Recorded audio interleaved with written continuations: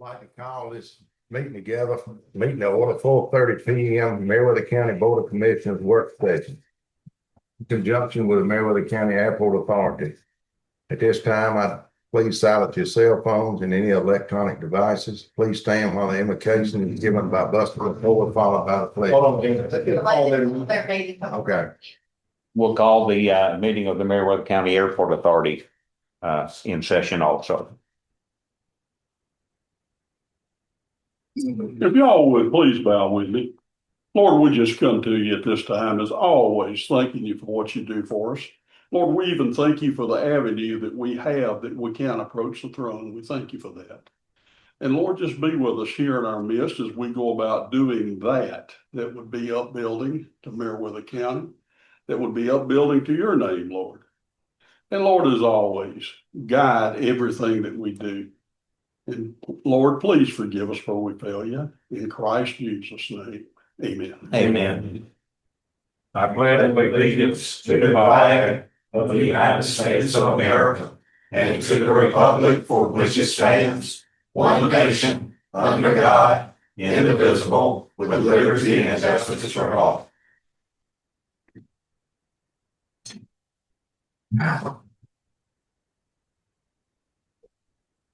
Okay, I'd like to adopt the agenda. Any changes to the agenda? Make a motion to adopt. All in favor? I'll do the same thing. We'd like to adopt the agenda for the airport authority. I need a motion. Motion to adopt. Second. Second. All in favor, raise your right hand. Motion carries. New business. Discussion of airport authority responsibilities and FAA requirements. Okay. Where do we start? First of all, you guys on the commissioners, do y'all have any questions that's foremost in your mind right now about what we do and what we find accomplished out there? Anyway. Probably have more questions after we move forward and see what we're discussing here today. I'm sure it'll open up to some questions. Well, we're established by the state, and you guys appoint each of us to be on the authority. And what we tried to do first and foremost is educate ourselves on the FAA requirements for public use airports like ours is. Basically, what it amounts to is aviation fuel sales tax from the state, well, from all across the United States, goes into a big fund that the FAA administers. That money has to be put back into the airports. That's where they come up with their monies. It's from fuel sales tax for aviation only. So that tax money then is used for aviation only across America. That's where we get the different programs that they administer to us about, you've got this project to do, that project. Their first and foremost thing is they want safety items taken care of at each and individual airport everywhere. Those have to be done first before you can say, build hangars or something like that. So if there's obstructions, things like that, that has to be done first. And if you recall, a few years ago, we had moved a lot of dirt away from the airport runway because from 250 feet from center line out each side, nothing is supposed to be higher than that runway. So we had to move a bunch of dirt, rock and stuff like that. And we complied with all that. That was $1 million+ project. In addition to what we have on our capital improvement plan, the CIP for our airport, we have different things that we want to accomplish. I've been told many times that a successful county has 3 good things: a good school system, a good medical facility, and a good airport. So the interest in our little airport, when I first came on the airport authority, there was one blue building. Nobody was coming in and out of there very much. The fuel system was down. It was a used system when it was given to us or bought to us in first place. So since then, we've made a bunch of big improvements, from 3,000 to 5,004 feet long. Now the runway will take business jets, turboprop airplanes and stuff, in addition to small single engine airplanes which was what we mostly have at our airport. In addition to that, the extension and all, we rehab the surface of the runway. Well, that's good for 20 years or thereabouts. Then the latest big project was updating the runway lights. Bob Gordon has been taking care of our runway lights for the past years, and every week or so a bulb or two would go out. They were high dollar bulbs. That was because the entire system was 20 something years old. And so the latest big project that we did with the FAA government money is we replaced that with LED lights. So they're brighter. They don't use as much electricity, all new wiring underground, all new posts with the stanchions and the lights and everything on it. All that's brand new, including the rotating beacon up on the top. So that was the latest thing. Next thing that was on our agenda on our 5-year capital improvement plan was the rehab of the ramp area. That's the area in front of the fuel tank. The fuel farm is, fairly new.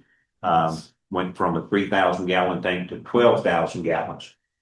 That was a significant thing because we can take an entire truckload of fuel. Around 8,300 gallons is the general amount that a truckload will bring to us. Instead of in the past where we were having tried to split a load with somebody else, Pine Mountain or whoever. And so that was a huge big deal for us to get that. It works fine. And lots of people are coming here because we try to keep up on the price of fuel in the surrounding area. And we will try to stay competitive, a nickel or so less than the cheapest guy around. So people come to us, we have a higher turnover of fuel, plus we make more fuel money that way. You turn around and buy another load of fuel. So all of that is making steady progress. The FAA has a criteria where they come out and they inspect your airport at least once every 2 years. And so that they've just done that, by the way, this past week. We sat in with them and they did their inspection. I think it was last November is when we found out what our rating was on our ramp. If my memory serves me correctly, when the ramp was first done, they finished it up and it wasn't exactly to the highest standards. Something to do with the contractor. That was all before my time. And anyway, the ramp itself now is starting to crack, come apart, just like you'd see in the Ingalls parking lot or something. It's from age, wear, and that sort of thing. So right now, that's our next big project. We think that it's going to be around $1,200,000 to do all this entire thing. Not the places down next to the new hangar or in front of the new box hangars, because that's new asphalt. It's good. But basically the big square rectangular area in front of the fuel pump, in front of the blue hangar out to the grass. Is that asphalt or concrete now? I'm sorry? Is that asphalt or concrete there? Asphalt. Asphalt. Do you know what the square footage areas of that is? Off the top of my head, I do not. But anyway, the contractors that do this, have to be approved by the FAA because they have to put down so much base and all of that sort of thing to make it FAA approvable. So our cost part of that would be $198,000 or right at $200,000. And then the government will give us the $1 million to go with that. Here's the kicker. Every year, every winter, every summer, the ramp area is going to deteriorate some more. And at some point in time, that has to be done. So we take the government's money now, the $1 million, and come up with $200,000 of our share, or at some point down the road, we'd have to pay for all of it ourselves, which we don't have. I know we don't have the money to do that. So that's kind of the main next big project that we're doing, that we're asking the Utica County Commissioners to support that. And then we'll have a fairly new runway, a brand new ramp area, and a fairly new, fuel system for transit airplanes coming through. I had a call before I came down here this afternoon from a guy in Wyoming coming, stopping at Warm Springs, wanted to make sure that we had fuel. I explained it was self-service, that we didn't have any employees or anything like that. And for him to be careful, come on, we'd be glad to have him. I was down there on Saturday, and there was a lineup of 3 airplanes getting fuel. 2 of them were transit, and one of them was our local guy. So, we're doing some business down there, and as the more people fly in and out here, word's getting out of what a good little airport that we have. So we're making progress. Phil has the ins and outs of how how would you say, the correct way of all this is getting done and so forth. So I will turn it over to Bill, unless you guys have any questions for me personally. Well, I got one question. Do y'all have like a flight log that tells who comes in and goes out? We don't have a log like that. However, Jim Stutson, one of our leaseholders down there, leases his hangar.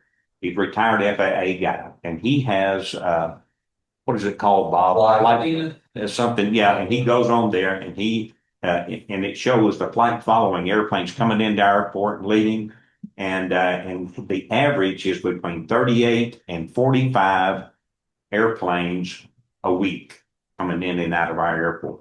And that's not including the ones that are stationed. That's right. That's right. That's That's just people touch. flying off. Is that just touching going, or they're getting fuel? Most of them are stopping and getting fuel. Now, some of them will come in, they're training from like Peachtree City or somewhere. They come over and they shoot like takeoffs and landings, and if they'll get low on gas and it's cheaper there than it is in Peachtree City, then they'll fill up at our place and then go back. So there's student training going on as well, there. And Bob, I guess you can tell them how much fuel that we generally are selling. Yeah, we could sell about 2 tank loads a year. But I Okay. think this year. What is it? we What might is a even tank get load? 8,300 8,300 gallons, and we're doing at least 2 of those. Now, That's about summer months, spring, summer, and 16,000 fall. gallons a year. I'm sorry? 16,000 gallons a year. Yeah, plus. This year, it looks like we're gonna go, we might get, it looks like we're gonna get 3 tankers.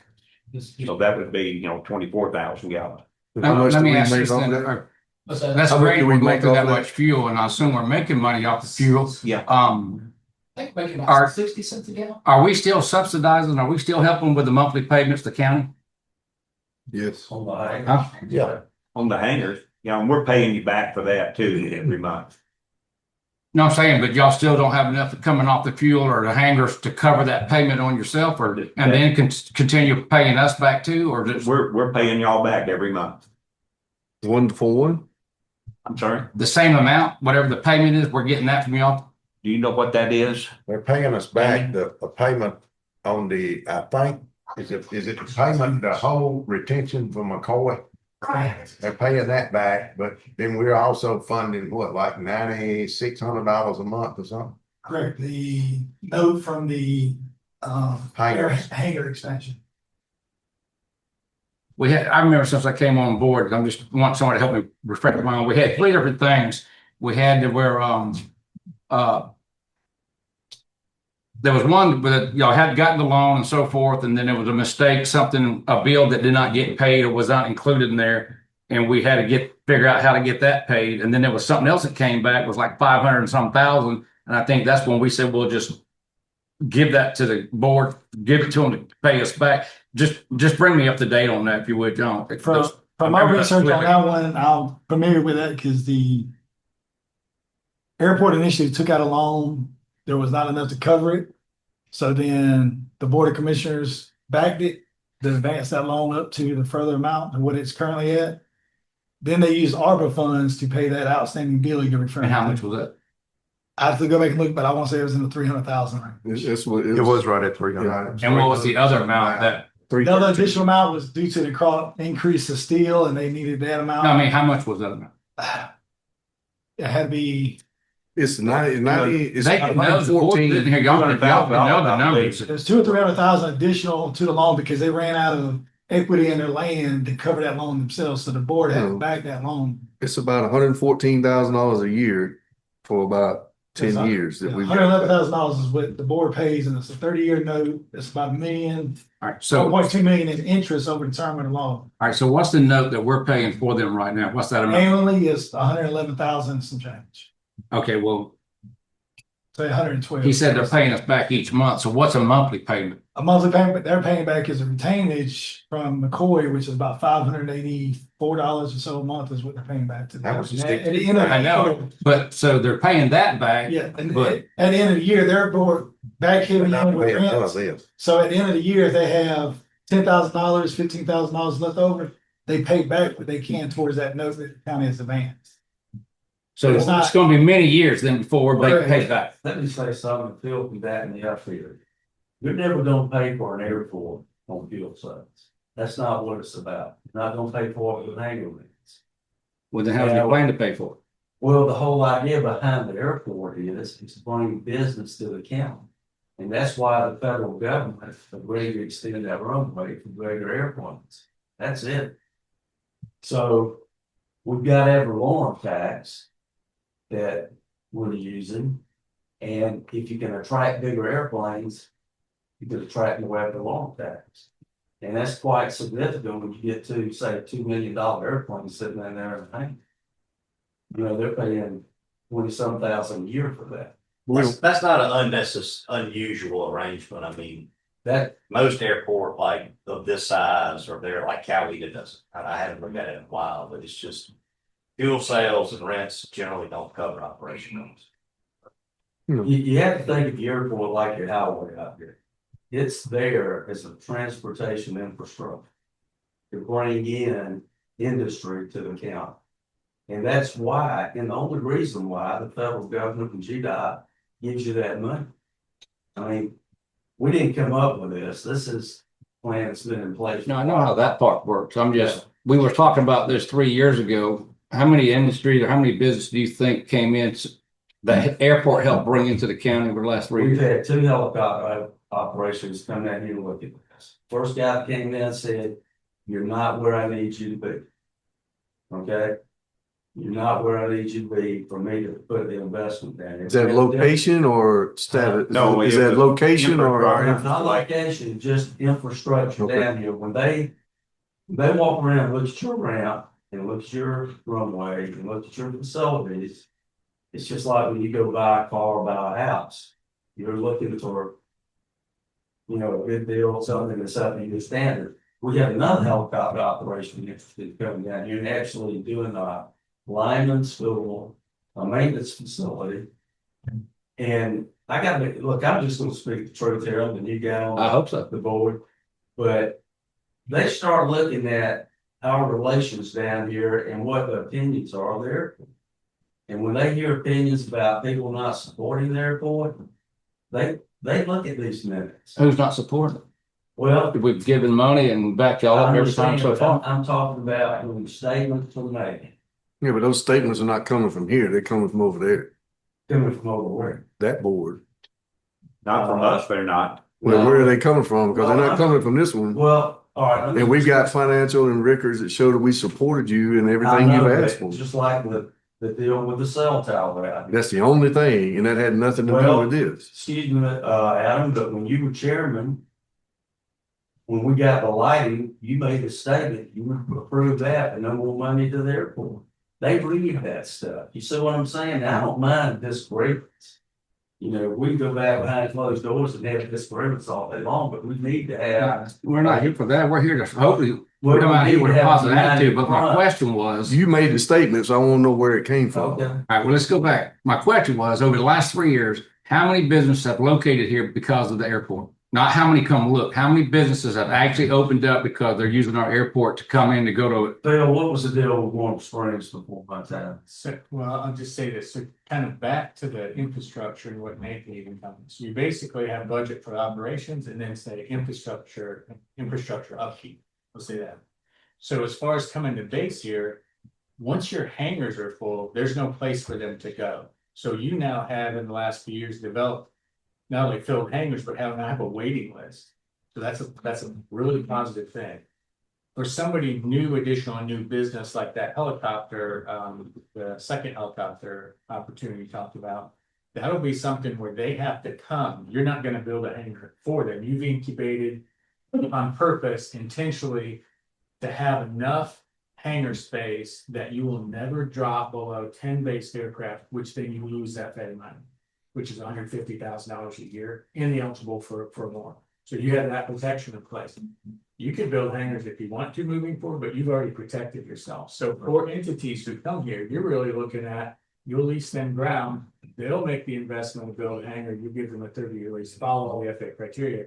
But that's kind of where overall what you're doing is putting things in place, and I'll take that back to the ramp then, for example, in the lighting project you funded. When they come in, they're gonna lease ground and build, invest millions of dollars in a new hangar. Then they do want to see that you have a working lighting system and you invest in that, and it's out there, it's fantastic. This apron, because it is your main apron and it scores at 44 on their 1 to 100 scoring. So they want to see it improve. For the people who want to invest, they look at that and say, if we have a piece of expensive equipment in here, that ramp in the condition it's in, it'll possibly, you'll damage a prop or damage aircraft. So that makes it a little bit hesitant. After you invest in the apron, here's your 5,000-foot runway. You just did that entrance road a little bit ago. DOT wanted to see that. So as you invest in that infrastructure, it gives them the confidence to invest and build hangars and things like that. You also long-term, you want to add jet fuel. So you have a tank out there with 100 low lead avgas for prop planes. For the helicopters and for some other users, they've inquired about jet fuel. You have it on the 5-year CIP, and how you did that avgas tank was, you fronted it with the idea that you're getting the whole thing, 90% of it back from FAA. And they're poised to do that whenever you're ready. So you now show that on the 5-year CIP. And if anybody inquires, all right, if I came here and the jet fuel, you said basically, you're going to do it exactly where you did the avgas, and you can commit to having it within a year if they sign up. So you moved a lot in the potential for attracting people with some of the other things you've done, including that investment in the lighting project. So the apron is along with that. Again, your hangars are full, so you don't have any space to offer if somebody did want to come here. So now you're in a mode where you want them to build hangars. You've already built hangars, so you've protected your ability to stay above that FAA criteria. So now you're looking for how you put yourself in a position so those people come and go. And you've got not only the hangar people, but you've had some others who are interested in, not only helicopter people, but some people who are interested in building hangar, potentially building some extra, because now they know there's a waiting list. So because you build that waiting list, somebody comes and builds something themselves. If they build extra units, they can tap into your waiting list and get tenants and make a profit off of that. You get the ad valorem fuel cells off of all of it. So then, still back to my question, the last 3 years and all the money we spent, no business or industry has come in because of the We're not airport. ready yet. What's that? We're not ready yet. What Phil is Okay, saying. okay. But that's what I know. No, but I've asked it 3 times and I'm told of all this stuff that's coming in the future. And on the infrastructure, like say a company came in like that and they're wanting to build this massive hangar of helicopters and all that, are they going to want us to give them like we do out the? That's why I wanted to touch on this real quick before you move on, because I didn't know this till I started doing airport work 20 years ago. But the industry standard, whether you agree with it or not, is this. These companies that Bill's talking about, once you have the infrastructure in, you don't build them the hangar, they don't build them the hangar. You sign a lease and they go build the hangar. Right. And generally they're 20-year leases with 2 5-year options. Right. And after that, it's the airport policy. Right. So I just want to make sure it's not, he's not talking about, I know, and y'all probably know that, I'm sorry, but it's not like, when these companies come in, they say, you need to build it. I mean, that ain't how it works. Now, my question was going to be, I knew that all the way through. My question would be, if they came in and built this multi-million-dollar complex or whatever, we signed a 20-year lease and so forth, would they be expecting us to do like we do or used to do with IDA and industries, don't have to pay ad valorem tax on all their equipment and all that as in return? That's only if it qualifies for a certain type. Okay. I just got. Yeah, if there's some. I've seen some of them do bond deals to finance construction, but it's not paid for taxpayer money. It's just a financing mechanism. And I'll add to that. So if you have or if there's some kind of industry, could be film industry, something the state wants to promote, and they do some special thing and that ties into it, and you get paid back that incentive. That's its own thing. From an FAA standpoint, FAA requires you to charge fair market value and things like that, so you're not actually allowed to give them any Yeah. breaks. Okay. At all. You're not allowed. And if even you if charge them wanted less to, than you're fair not. market value, they'll come in and fine you because they're not gonna give you this money. You ain't gonna turn around Right. and rent them the property that you built with their money at fair market value. I mean, it's the federal, Because- try not to pay you the income tax. Be- Well, they don't. Right, because they want you to generate revenue so you can pay to maintain their investment. That's Yeah. what they want. It's all about. Also will say when they come in, entities come in and build the hangars themselves. Not you own the ground under it still, but the building itself's taxable as Yeah. property too. So you'll get 20 to 30 years of property. And tax. technically, they can take it down, but I've never seen it. That's not good. Yeah, you know. Yeah, nobody does that. But in Would like to in inject state, something. get at. I think we've missed the intrinsic value of the airport. Let me go back and explain what I'm thinking about, and Commissioner Threadgill, I may have to rely on you. My memory's not what it once was. Mine either, but go ahead. When the expansion began down at the foundation, and there was a good several years ago, they did a lot of work down there. The state invested quite a bit in getting that facility where it needs to be. Now, besides that, I don't need to tell you how much money that institution has generated for Meriwether County because I doubt anybody can really put their hands around it. But in some of the meetings they had, one of the criteria that was cited for being a good location and the state felt like that their money was safe was the fact that we had started the expansion of that airport and the runway had been extended. And that You're pretty right. much, You're right. and they used that to justify a lot of what they did down there. So there is an intrinsic value to an airport that we don't always, you can't put dollar signs beside, or you just can't capture. And I know when we installed the new fuel system, it was more high tech than the one they have in Yes. Peachtree City. I don't know if it's still the stand or if it's still there or not, but I do know that in comparison, it was a lot more high tech. But I think I agree with Buster on a lot of this. And, the airport is something that is a gem in the county to me. It always has been.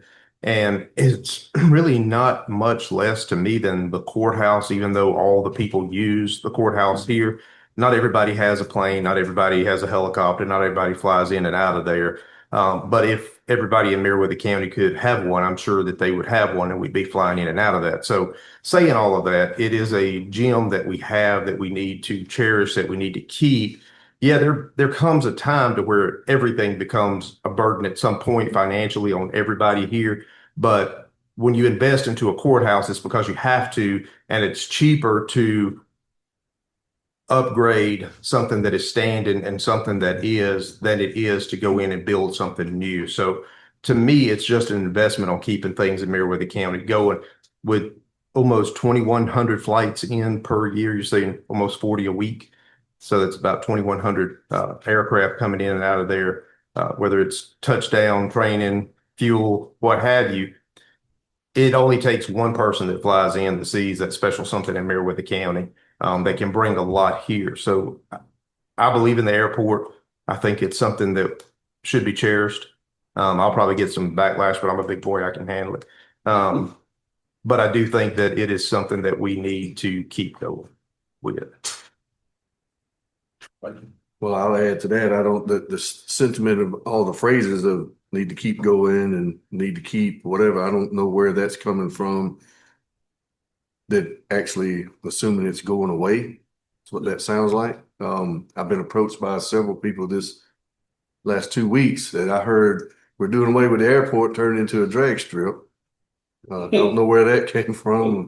I don't know. I'll assure you that's not happening. From my perspective, I've always thought it was nice and cool, younger to have the airport and riding by and look, I think we need it and we need to maintain it. I think some of the questions that this board has had is there are a lot of things in this county that have been degraded over the years and not maintained as they should have been. Roads, infrastructure, buildings, airport. And based on priority of what is in, do all of the citizens use or the majority use, or what is needed now, we have more money than people think we do, but we have enough resources to do what needs to be done. And in some cases, we felt like as a board that that money is better spent on some of these quicker win projects for the community than sticking to a 5-year plan that we know we'll need to do down the road. Can we kick that can down another year or two and get some of the, road and courthouse and other buildings done with that $1 million, and then not put it in the airport? Because at the end of the day, there's not that many people that live here using it. And there's not that many business drawings that are happening. I agree 110% that one day somebody's going to fly in or fly over or come in and say, this is a good place for this or that. And we need to be ready for it. But at the same time, I think the sentiment of why we've been talking about funds and restricting them and moving them here and there is that roads, county buildings, recreation, those things we felt like were more important and more urgent of a need than the expansion of an airport that not many people are using. So I hope that clears up maybe some of the perception. Well, here's something that you may not have thought of. The airport maintenance area of runway, lights, beacons, ramp areas, all of that, it's on a cycle. We do this ramp this year, then it's not going to be needed to be resurfaced or anything, for 15 to 20 years. So that's the thing. It's unfortunate that it's coming, the cycle is now, just like we got our new runway lights. Well, it was 22 years, I believe, from the time that the original one was out there. So 20 years is about the correct time of replacing runway lights. So we got a couple extra years out of that. But now that the runway lights are done, other than somebody breaking one the other day, we don't know how that happened. That's not going to be an issue anytime soon. Can I ask a question about this CIP? So you guys developed the CIP, right? Is that correct? And it's a working document. Right. So are we, I guess, some of the confusion and clarification, are we building this based off of FAA audit requirements and saying you've got A, B, C, D that need to be done by X, Y, Z? Or are we listing these things out as, here are the items we got to get to do the growth and the things that we want to do? And are we putting them in a line as we think about them and think logical order should be? And then we're going after those items, but not necessarily it needs to be done this year. The FAA item, it's not a requirement to be done in this year of this 5-year plan. We could move it around.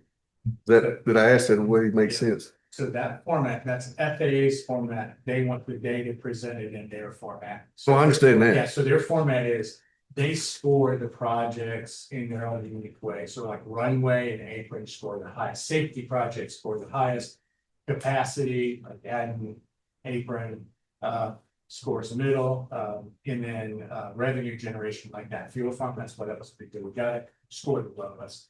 So they take things like this pavement evaluation, where this is independently, UDOT did this for FAA, and what's in yellow now scores such, they require that it be at the top of that list. So they dictate to you that sort of thing, although they do want to see again, safety first and capacity second, that kind of thing. So they want to see you take care of all safety items, before you ask for any, for us, a parallel taxiway, for example.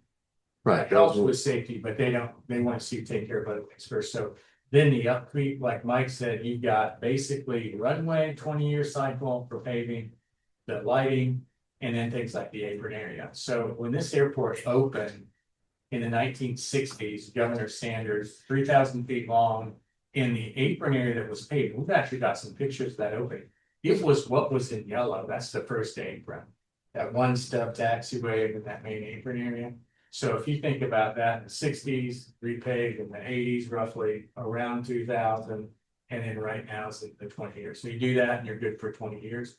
But when you look at that, like on that CIP, you start to get with that runway at a 61 at the rate that it'll deteriorate. In this, the scoring on here is 100 is brand new pavement, 0 is dust, basically. So they pay attention to those numbers. they score, so that's why you begin to see at the bottom of that CIP, you'll start to, they want you to walk that runway rehab, which is very expensive, slowly out year after year, but pay attention to that score. So you're basically kind of dictated to on that CIP what goes on there. And that's FAA's format. So when that gets put together, we have to meet with them and they okay what goes on there. That's why you don't see anything that's local.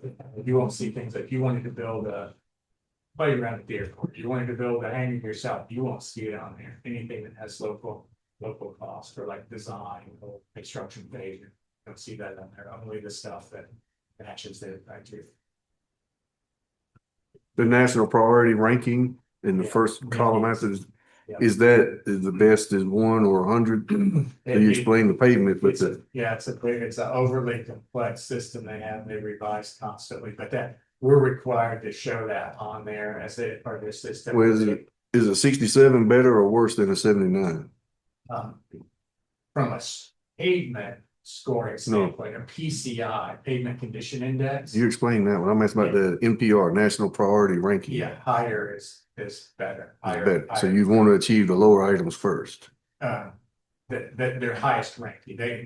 They'll dictate what they want to see on there based on other things going at the airport. So like if we did a runway rehab project, they will actually take into account, that's a huge outlay for us locally.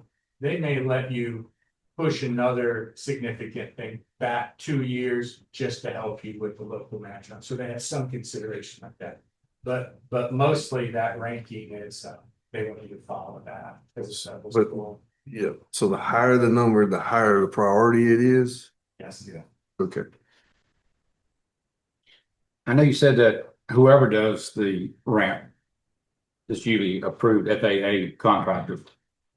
But do y'all have now, or when will you have the specs, the square footage and everything that's gonna? It is an incredible rigid set of documents that goes with the FAA criteria. It's federal government criteria.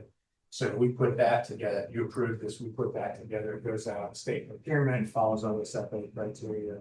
It goes together. And then the people that bid on it, we will check qualification. If we get like the first, we open bids and it's CW Matthews. We have 3 runway projects around CW Matthews right now, probably done 50 of them in the career. So we won't need to check like their qualifications. But if it was somebody who wasn't familiar with it, we would screen through all that and make sure they can meet the criteria. So it's not just. Yeah, I know you would do that, but when would you have, like you said, when you go to put it out to bid, when will you have all the specs and criteria for someone to bid on? If you approved it tonight, we would have it about 60 days, but then it goes into FAA and they'll review it and they're slow as molasses. Then when they're done reviewing it, they'll give us permission to go to bid. So I would say roughly 120 days, roughly, but most of that's their kind of cycle right now. And when it comes out, it comes to advertise for 30 days. It goes on a local legal organ, goes on state procurement, all that for 30 days. So when you said the contractor, they have to be on an FAA approved list, or they have to be able to perform the FAA specs? Yes, they have to meet all the FAA criteria. And then you reviewed, are they capable of that or not? We'll take that, the bids, we'll enter into a bid tab item by item, so there may be a project list of maybe 50 items in there. Mhm. Marketing and paving and all that mobilization. We'll load and check their math, and then we'll also check their historical ability to do a project like this. And we have had instances where we make a recommendation and then you take action.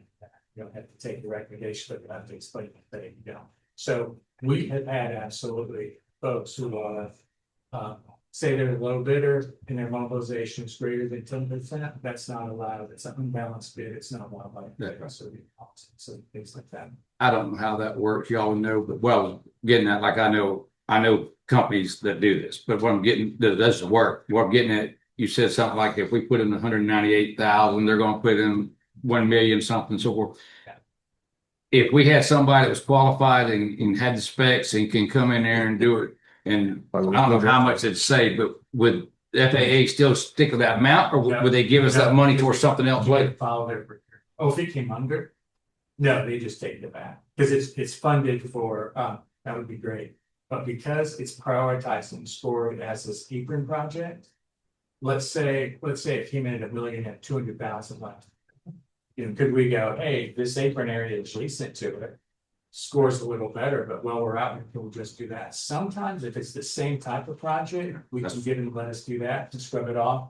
And we'd say, you know, just with this scoring at a 58, we're gonna be back in a few years anyway, you're gonna make this come back, so would you let us add? We could do that type of thing with a similar project, but let's say it was a lighting project when it came under, or wanted to go pay something because of this scoring. It was awarded based on the project scoring.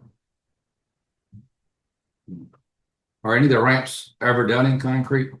What I'm saying is, could you get more your asphalt, you know, where it's a lot quicker? So I didn't know if it's just you stick asphalt and that's it. Not because I do concrete, I can't do nothing. I'm just asking that the product. I'll tell a story about it. So Washington, Georgia, Wilkes-County, in about 2000, we were doing a runway overlay project there. State and FAA always wants to do asphalt. It's particularly now that we're blocked by state, they want to do asphalt for GA airports. We were approached by Concrete Institute, who said, hey, if you'll bid it asphalt, but bid alternate bid concrete, they were gonna write a check and pay the difference. So they could have an asphalt runway in Georgia to use their concrete runway in Georgia, use it as an example, and then show the life cycle benefits of it, say this is actually a better investment long term. The head of Georgia DOT State Aviation, when we approached them, said this is an unbelievable opportunity. Nixed it, said if we do that, everybody will want a concrete runway. And that was the end of that. And so there was a point where we got a couple of years ago, astronomical asphalt prices, and it started to get close enough. It's gonna be high now because asphalt's a petrol product. Yeah, and so, but there are always spikes like that, but they're short enough term, you can't get kind of movement on it. But their philosophy is kind of like that. But at the point that the costs were the same on the initial, you know, and now that you're doing overlays, the part where you do concrete, kind of do a thin topping or something like that. Those are all options that are out there for big things. Yeah. So is that like if you pave the runway, it is the criteria same for the apron as it is a runway? Yeah, the thing with the runway is that because you've got aircraft at speed out there, so let's say you had a corporate jet coming in, it's way over, it's knots, but it's 150 miles an hour. So any undulations are much more sensitive to that because the gear size, the footprint contact patch is very small.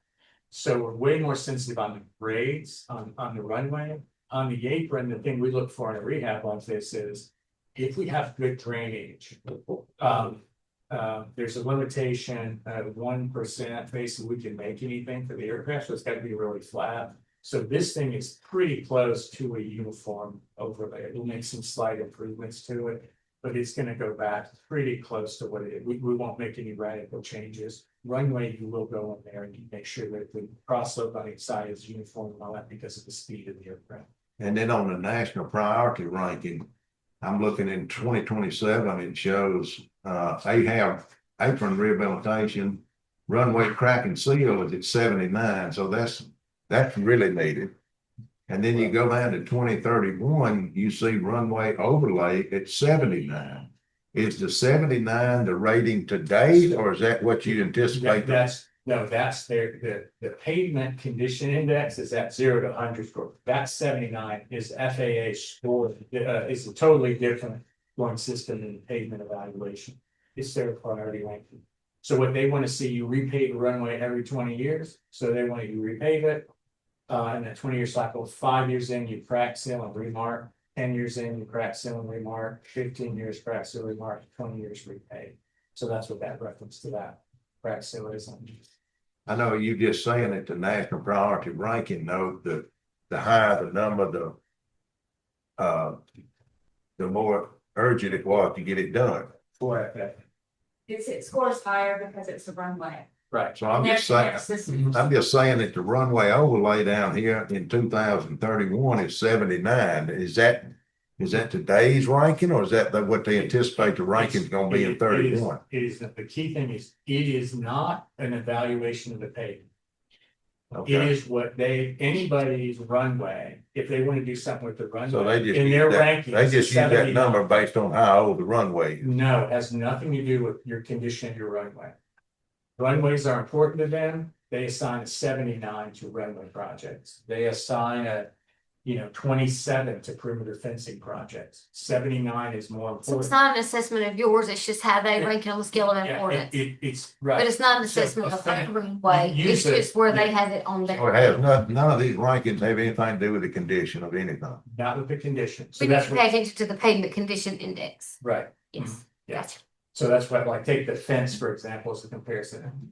They don't prioritize fencing Yeah. at all, which is kind of crazy, like the deer and everything, but. Yeah, that's what I thought. So, and it'd be much easier if they just said, there's only about 20 different types of projects. If they just said 20 is the most important, one's the least, or one is the most important. But they don't do that. They have this, unique system.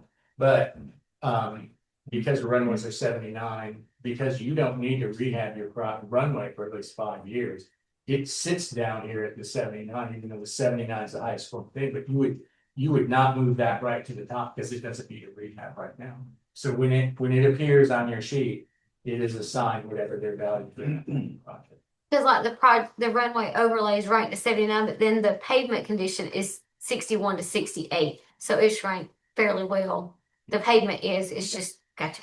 Right, and so that 61, as it deteriorates slowly, by the time Then it'll make it gets its way to the up. 50s, you'll need it, and that's why it'll slowly walk up that seat. And that goes kind of what Adam was saying earlier about, hey, can you push something off for a year or two? So something huge, like the most expensive thing you ever have is that runway rehab.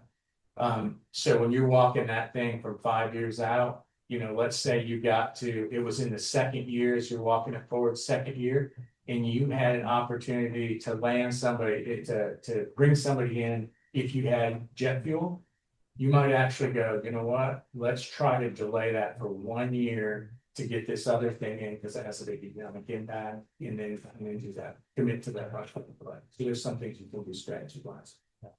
I mean, I know that, the airport, in my opinion, the airport has been there for 60 years and 1932. and we got to keep it up because we've started these FAA projects and the GDOT projects. So we got to keep moving or we're gonna get really bad penalized. But I mean, I'm all for, doing safety issues on the airport, but my problem is we got roads in this county that hadn't been resurfaced in 50 years. And we sitting here talking about repaving the airport every 20 years. And I mean that, but like I said, I don't have a problem with doing the maintenance that we have to do for safety issues. Just like I was all in favor of the lighting. I voted for the lighting and because that's a safety issue, but just doing something just because we want to do it and think it's, and the industry y'all are referring to, is that just aviation industry? When you're talking about drawing industry in? No, not at all. No, Thomaston Airport has an economic footprint of about 23 to 24 million a year. Yeah. That's not just aviation. Now, some of that's aviation business on the airport. Where you have engine shops, upholstery shops, things like that. But that's industry coming into Thomaston because they do have that facility. Right, but I see that we moved our industry up 20 miles from the airport, for Thomaston, it's a little bit closer. Well, that's true to a point, but they're talking about looking for another industrial park somewhere in the southern part of the county. It seems like to me industrial parks are located by the interstate.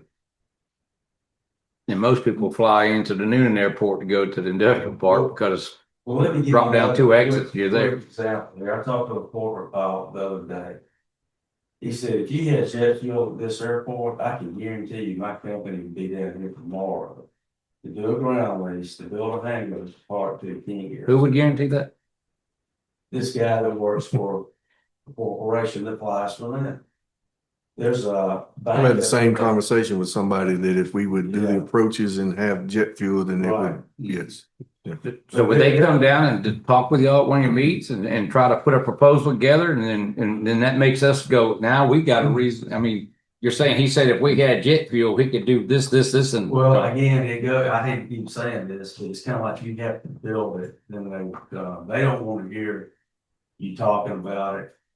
No, but you can do a contract that guarantee, you say guarantee where if you're gonna build it, they're willing to say, this is what we'll bring to y'all if y'all build it.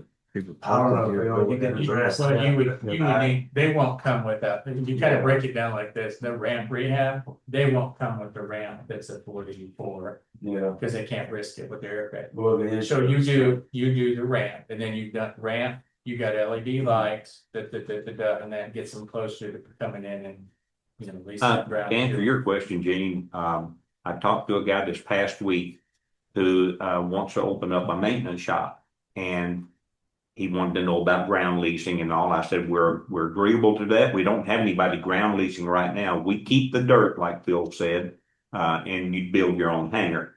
Well, I've told him to put a proposal together to come at our next meeting in April. So hopefully he will do that if he's serious about this and not going to some other airport because there's one available somewhere. So the infrastructure, like when I was down there, I believe it was on Friday or Saturday, a couple flew in from Columbia, South Carolina, and they stopped and filled up with fuel. But is there a place to go eat around here? Well, yes, there is. There's a bunch of good places right 3 miles down the road here. Well, you have a courtesy car? No. Got an Uber? No. Got a taxi? No. I've got a pickup truck, so if you don't mind riding in my truck. So I took them down there. Bullock House was closed, but it was 3 o'clock. And I took them around the back barbecue. They thought our little place was wonderful. You know, not pat myself on the back because I gave them a ride, but you know, I was there to help them. So they said, well, this is a little gym. I said, go online and tell everybody about it. You know, we're good folks down here. Come see us again. So that's the infrastructure where somebody flies in and they can't go get anything to eat except what I put in the refrigerator or David has in the snack machine. You know, we're not there yet.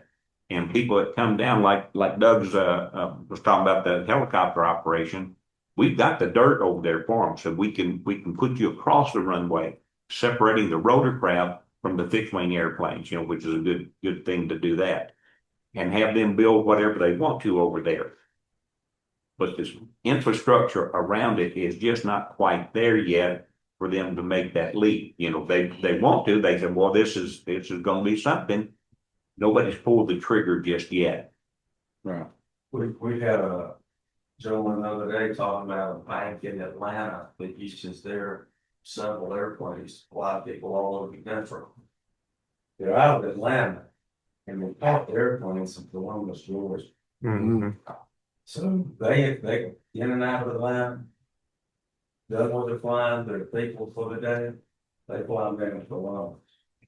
He said, man, if y'all had set up here, we'd be parking here. The conversation I had with a gentleman was with firms out of Columbus, and they would like to be here. Be cheaper for them, and then, yeah. But that's kind of thing we're looking at, is trying to, one thing Phil mentioned about the monies and how this is scheduled, this capital improvement plan. You've got to be real careful about letting things bunch up on them. Well, all of a sudden you need it all now. And you know, there's more and more to skin a cat. I mean, this can be adjusted to a point, but you don't want to you put yourself in a corner where you put it all too far, and now you're scrambling just to pay for what you have to pay. I want to say something strategy wise on your CIP. I mentioned jet fuel. It like on there is that jet tank that's shown in the 4th year. So if you have somebody prospect and they need jet fuel, you go, literally it's on here, you have a mechanism to accelerate if that's what closes the deal. You also have on here in the 2nd and 3rd year parallel taxi lane, which you don't have to have that right now. What it does is it's a safety item, so you don't back taxi. If you land and there's no parallel, you have to come back and taxi down the right way. But you could have some larger users who say that's a safety thing. They want it as part of their investment. So that's on here strategically to help with prospects. Then that's have new to- infrastructure for you. You don't actually have to build it. That can float perpetually in the second, third year, so you can show us, here it is. You see, we're serious about it, but you don't have to have those expenses, right? Compared to say the lighting system or this apron we have.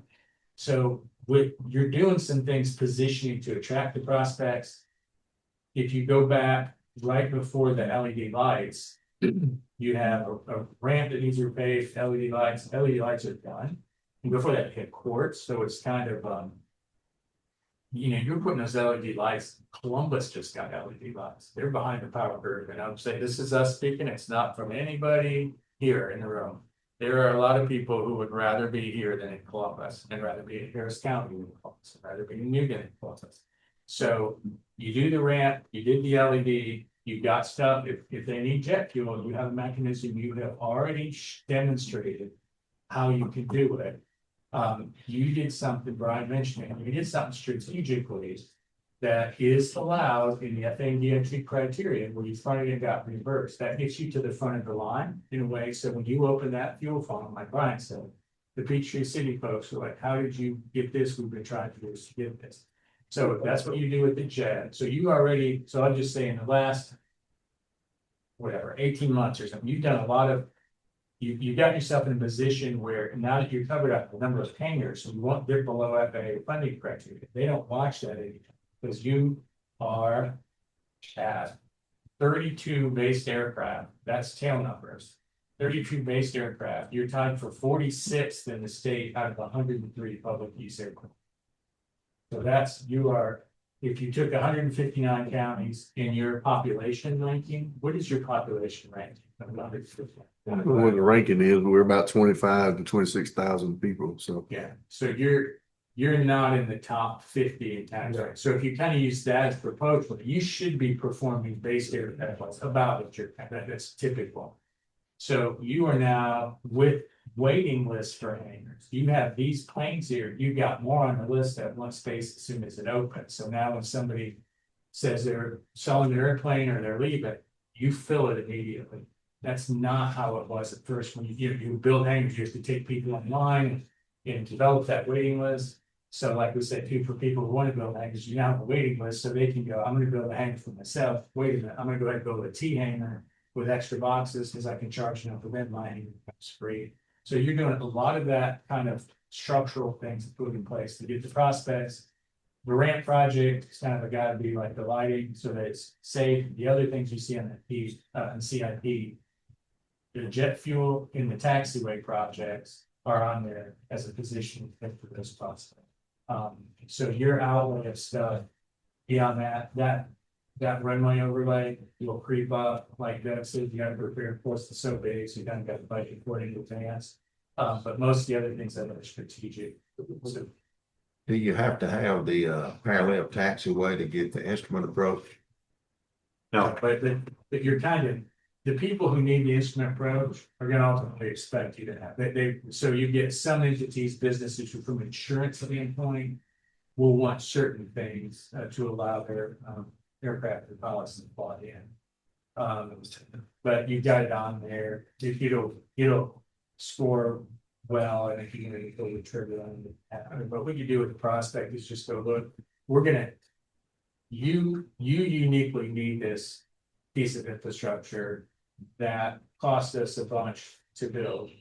So we need to do something in the deal outside of what FAA requires, something in the deal that gives you, warm and fuzzies about that investment.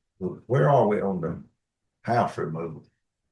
We've got a gentleman that's very much interested in the house. He's got a house moving set up and moving. And they went out of business. So now he's trying to find someone else to move it. the house moving company went out of business. Yeah. I just know that the thing, y'all been talking about getting that moved for 5 or 6 years. Well, he's Longer than got that. some people that are interested in possibly partnering with them that are, well, let's just say that it could be good for him and the county if they do to move it. Cause isn't that an obstruction? that need to be? Ultimately, so right now, the way your approach is runway protection, the visual stuff is smaller, but it will be as soon as we expand because it sticks up. Yeah, so working on getting that, moved is. We would walk the property down at the east end that we were talking about moving into, and he's good with that. Actually, will work just fine. So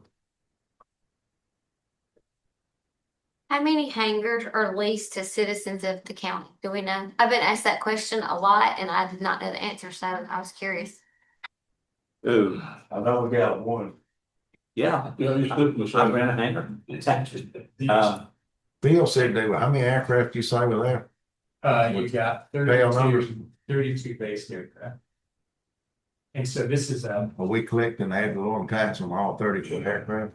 We think so. I stopped in to see William Harris this past week. I think it was Thursday or Friday. I stopped, and they have sent out. The county has sent out an aircraft tax update, I guess, to all the airplanes that are based here, and they put on there. Well, that they sold this airplane, they've got a different one now, or they've installed radios, yada yada, and then. That has to be turned in by April 1st. And after that, he said he'll give it a week or so. And then he and I are going to go down to the hangars and check the tail numbers. And he's got a value that he uses. And he talked to me about that he's pulled up online about what they should be taxed at. You know, he said, for an example, I looked up one and it was a Cessna 172.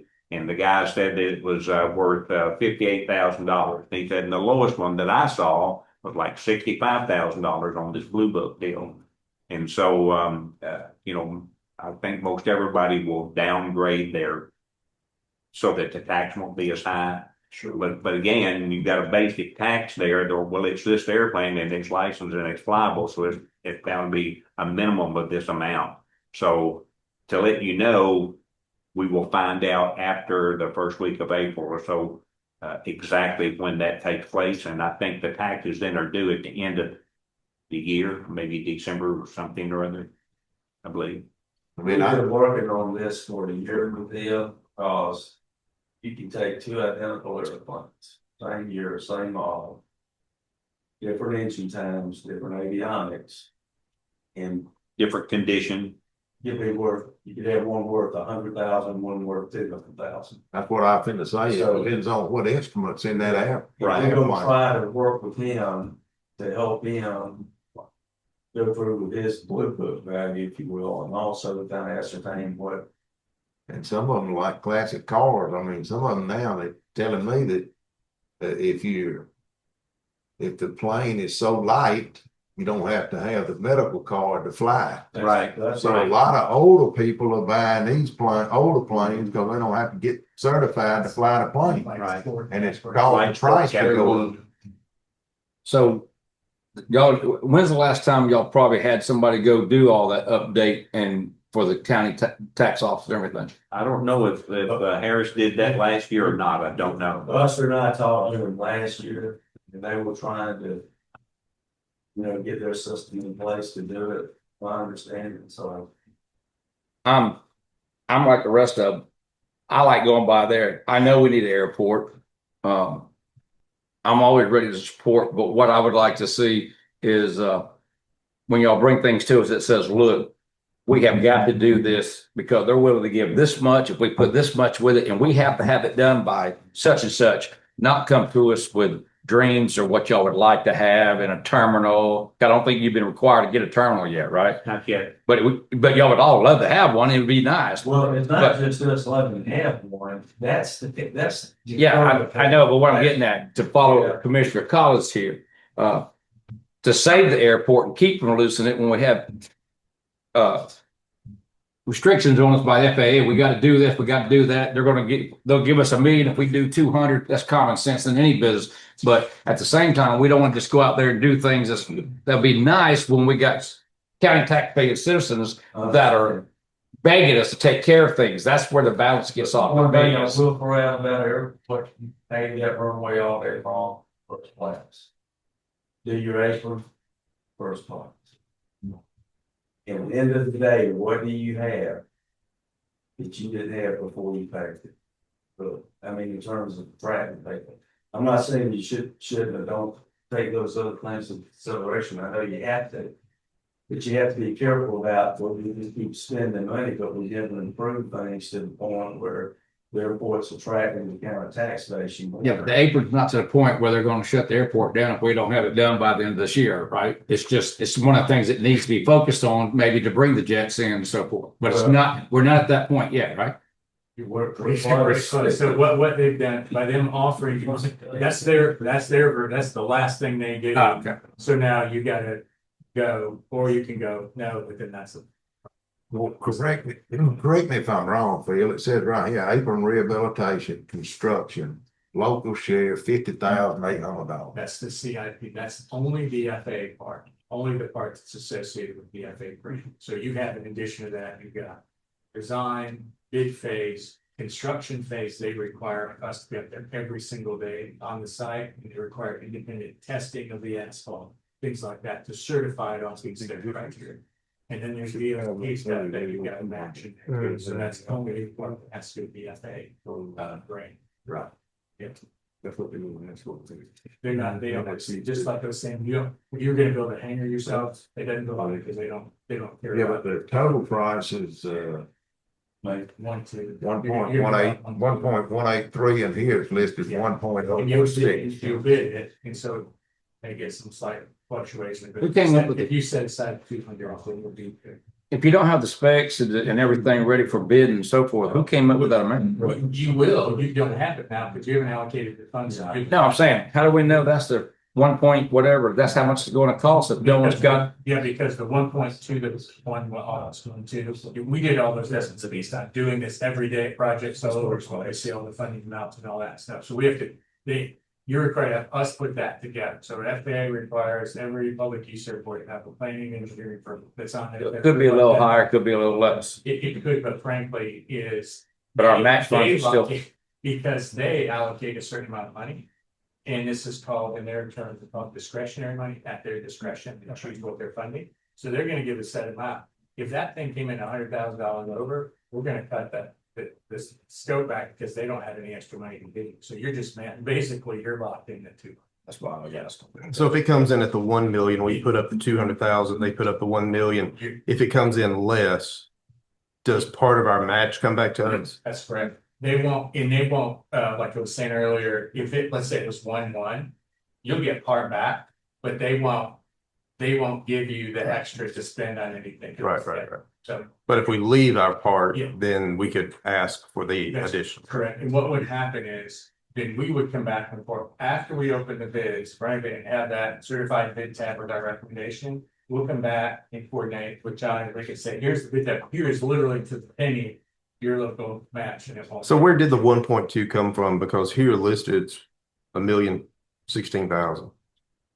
Yeah, that's in that CIP. So that's where you take all the other costs associated with like design and bidding, construction phase, and other DOT stuff in there. That goes beyond the FAA grant. So you've got another, whatever it gets you about 1.2.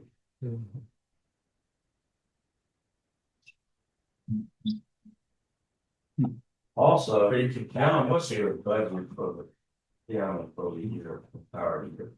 No, Current fiscal year budget is 24 million. That's one of the questions I was gonna ask Phil is any of this projected to be done or started prior to 9/30/2026? Yeah, so we, This is not a budget item. I would have to try to find whatever portion it is to.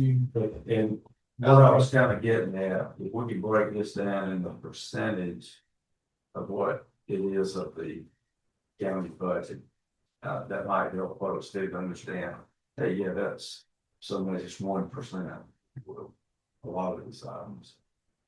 Is that, but it's nothing's budgeted for this specific project in this year's budget. So if it's 180,000 due by September 30th, I need to find $180,000. I don't have it just floating out there somewhere. We have to ask departments to cut back 3%, 4% to get that 180,000 secured. The other thing is with $1 million project, that's gonna kick us into a special audit or a single audit, which is gonna cost the county additional roughly $20,000. With that being an FFA federal grant, $1 million threshold is gonna be met. So now you're 200,000 now because 225,000 you gotta pay. Yeah. I asked Tammy to pull the amortization schedule to clarify for the commissioners. The loan that was given out in April 2023 was $1,742,720,000. Out of that is scheduled to be paid off July 14th of 2048. So it's a 25-year loan.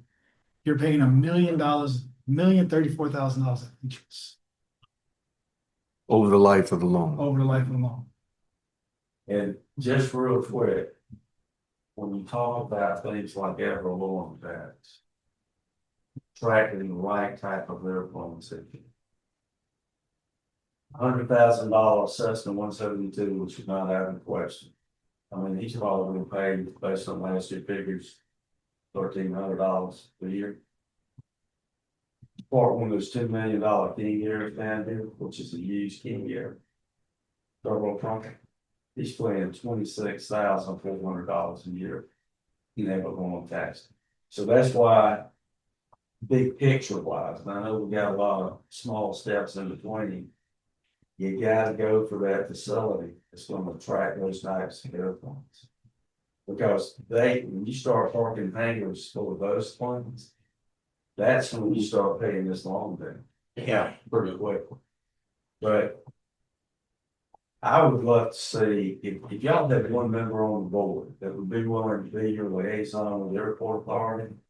And just come meet with one or two of us, I know we can't do forums and all that.